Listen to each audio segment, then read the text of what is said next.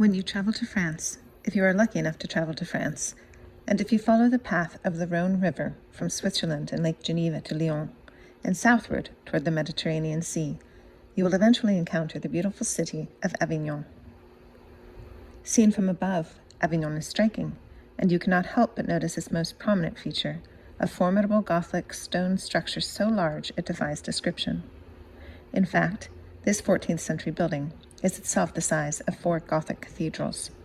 Its name is the Palais des Papes, or Palace of the Popes. Wait, I know what you're thinking. Isn't the home of the popes the Vatican? You know, St. Peter's?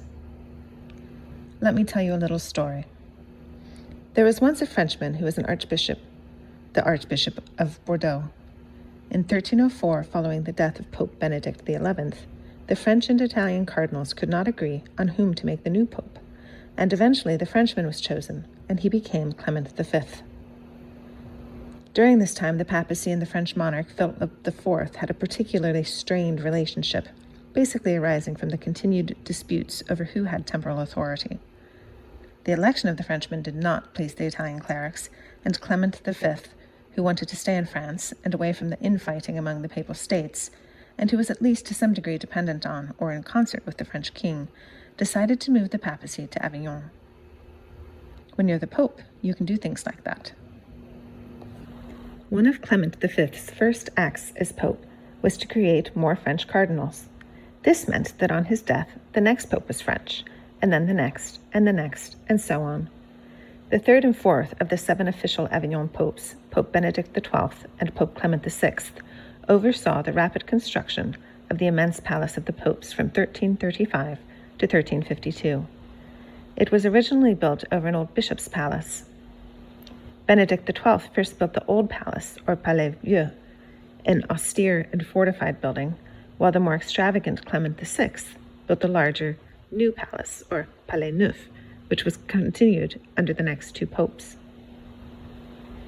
The papacy returned to Rome in 1377 under Gregory XI, the 7th of the Avignon popes.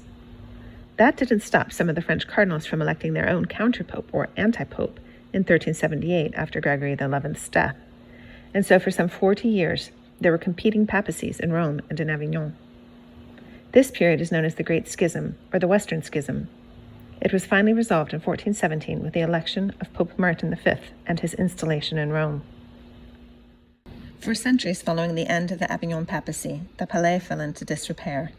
It saw extensive damage during the French Revolution and as a barracks and prison during the Napoleonic years. Under anti-clerical rule, the interiors were gutted, but the structure itself remained.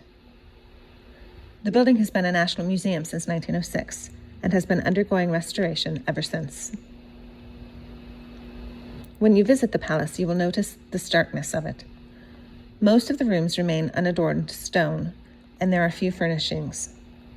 Still, the size and scope of the towers, the halls, the great staircase will take your breath away. There are a few rooms that retain their original frescoes, most notably the Stag Room, or Chambre du Cerf, which was part of Clement VI's papal rooms.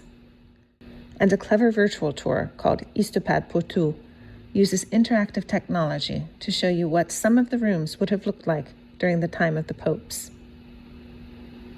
In short, to visit Avignon is to lie in the shadow of this great stone palace and to be called to its fascinating history. The palace is open every day of the year and ready to welcome you.